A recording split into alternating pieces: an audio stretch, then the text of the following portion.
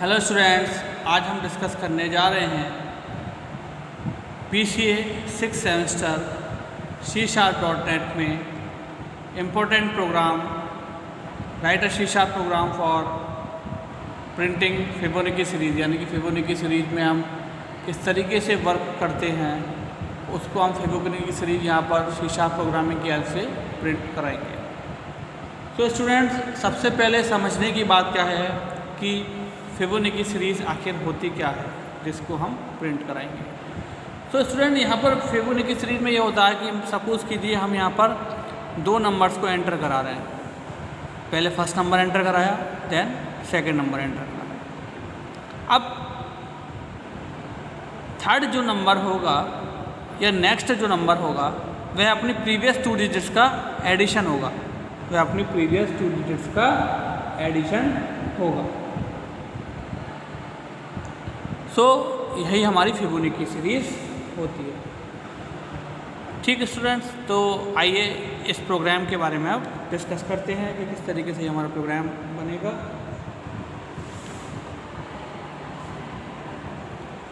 सबसे पहले स्टूडेंट्स, अगर हम बात करें तो यहाँ पर हम लिखते हैं name space using system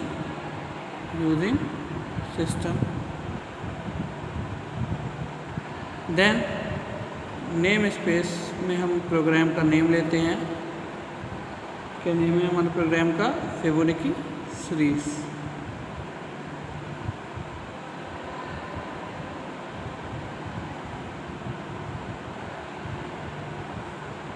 Fibonacci series, ठीक है स्टूडेंट्स। उसके बाद स्टूडेंट्स हम यहाँ पर एक क्लास बनाते हैं जिसका हमारा क्लास का क्या नेम है? प्रोग्राम। क्लास का क्या नेम है students? Program. Then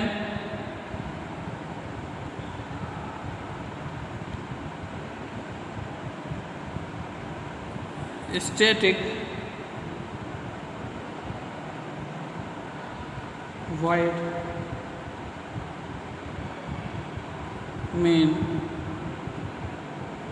string type argument in void main function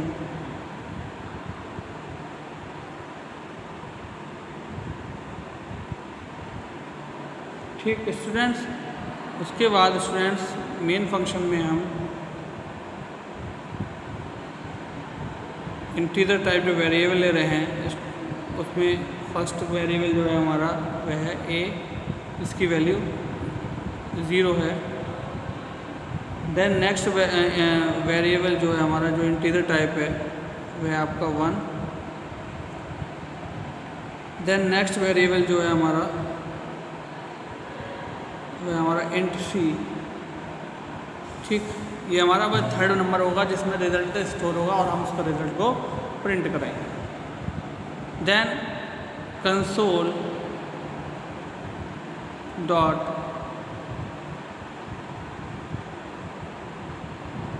right line में हम क्या प्रिंट करा रहे हैं स्टूडेंट? a को।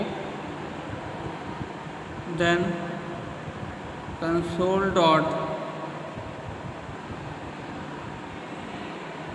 राइट लाइन में स्टूडेंट्स हम क्या प्रिंट करा रहे हैं? b को। ठीक, a को और b को प्रिंट करा रहे हैं। Then for loop. Then for loop की अगर हम बात करें तो फॉर लूप यहाँ पर हमारा चलेगा इंटीजर टाइप वेरिएबल या इसमें i, जो कि हमारा 0 से लेकर कहाँ तक चलेगा? जब तक i की वैल्यू यानी कि 10 से लेस देन ना हो, यानी कि 9 तक चलेगा। ठीक, i प्लस प्लस। अब क्या होगा students? c is equals to a plus B. c is equals to a plus B, यानी कि 9 टाइम्स ये लूप हमारा चलेगा और इसमें जो वैल्यू है हमारी क्या होगी? रिज़ल्ट हमारा डिस्प्ले होगा, यानी कि a प्लस बी c में store. Then console dot write line c। ठीक है। देन a is equals to b और b is equals to c, ठीक। Then console dot read line, ये हमारा प्रोग्राम यहाँ पर फिनिश हो जाता है। तो स्टूडेंट यहाँ पर हमारा प्रोग्राम ये फिनिश हो जाता है। तो अब आइए इस प्रोग्राम के बारे में पहले एक ओवरव्यू डिस्कस करते हैं। सपोज दो नंबर लिए हमने 0 और 1, ठीक। अब नेक्स्ट वैल्यू क्या आएगी इसकी 1, क्योंकि 0 + 1 कितना हुआ 1। अब नेक्स्ट वैल्यू क्या आएगी 1 + 1 यानी कि 2। नेक्स्ट वैल्यू क्या आएगी 3, देन 3 + 2 कितना हुआ 5, देन 5 + 3 8, देन 8 + 5 13, ठीक। देन 13 + 8 21, and 21 + 34, then 55, then 89, ठीक। अब ये देखें 1 2 3 4 5 6 7 8 9 10 11 12, यानी कि 2 डिजिट्स हमारे पास हैं यहाँ पर, ठीक है। अब हम देखें कि यहाँ पर क्या होगा स्टूडेंट्स। फर्स्ट टाइम हमारी a की वैल्यू कितनी है 0, b की वैल्यू कितनी है 1, ठीक। c एक वेरिएबल और लिया, देन हमने पहले क्या प्रिंट करा दिया 0 और 1। फिर लूप में एंटर हुए, लूप में i की वैल्यू क्या है 0। i चेक कर रहा है कि वह 10 से स्मॉलर है, कंडीशन सेटिस्फाइड, देन वो आगे बढ़ा। c is equals to a + b, a की वैल्यू क्या है 0, तो b की वैल्यू क्या है 1, तो c इज इक्वल्स टू क्या हो गया a + b, यानी कि 0 + 1। c को प्रिंट कराया, क्या आया 1, तो यानी कि क्या प्रिंट हुआ 1 1 और नेक्स्ट लाइन में 1, ठीक। देन a की वैल्यू क्या है हमारी, a की वैल्यू क्या थी स्टूडेंट्स अभी हमारी 0, और b की वैल्यू क्या थी हमारी, a की वैल्यू b को असाइन कर दो, b की वैल्यू c को, ठीक है। अब a की वैल्यू b को असाइन कर दी, तो a की वैल्यू क्या थी स्टूडेंट हमारी 0, b की वैल्यू क्या थी हमारी 1, तो वो c को असाइन कर दी, यानी कि c की वैल्यू क्या हो गई अब 1, ठीक। c की वैल्यू क्या हो गई यहाँ पर 1, आगे बढ़े, ठीक। अब क्या हुआ लूप पर आए, लूप पर आने के बाद क्या हुआ a की वैल्यू क्या है स्टूडेंट्स हमारी 0, और b की वैल्यू क्या है, a की वैल्यू 0 और b की वैल्यू c को असाइन कर दी, तो 1 हो गई। तो यानी कि पहले हमने 0 और 1 की लिया था, तो वो हमारा प्लस होकर क्या हो गया 1 आ गया, प्रिंट हो गया। देन a की वैल्यू अब क्या हो गई 1, ठीक है, a की वैल्यू 1 हो गई, b की वैल्यू भी, v की वैल्यू भी 1 हो गई, तो c इज इक्वल्स टू क्या हो जाएगा a + b, यानी कि 1 + 1 2, 1 + 1 2। देन आगे बढ़े, a की वैल्यू v को असाइन कर दी, b की वैल्यू c को असाइन कर दी, ठीक।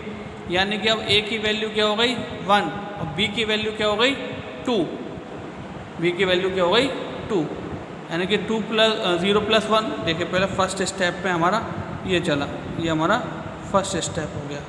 देन सेकंड स्टेप हमारा क्या हुआ 1 + 1, ये हमारा सेकंड स्टेप हुआ। थर्ड स्टेप क्या हुआ हमारा 1 + 2, ठीक।